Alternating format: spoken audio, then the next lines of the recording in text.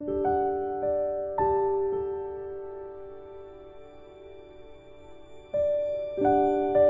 next kind of depression that I'm going to talk about is PTSD.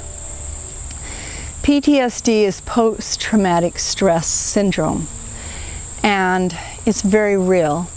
We know it from our soldiers coming back from the war, but it also is there when we have some trauma that has happened in our life. You've been assaulted, you've been abused, you've been scared really bad from some situation.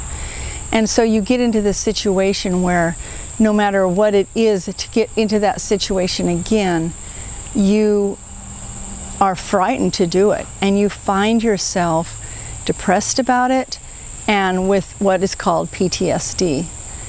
I worked for a year in the Wounded Warrior program, where I worked with soldiers who were coming back from Iraq and Afghanistan, and their severe depression was huge and the amount of suicides were huge.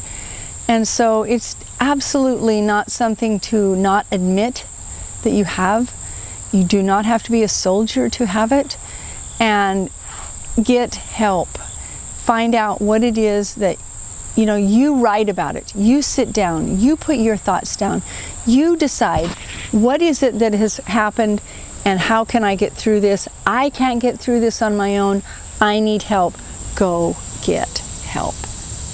Because I had a dear friend who sat in the chair next to me who had a beautiful wife and 2 small children, and he worked in the Wounded Warrior section with me until he went to Afghanistan and came back, and about 6 months later committed suicide.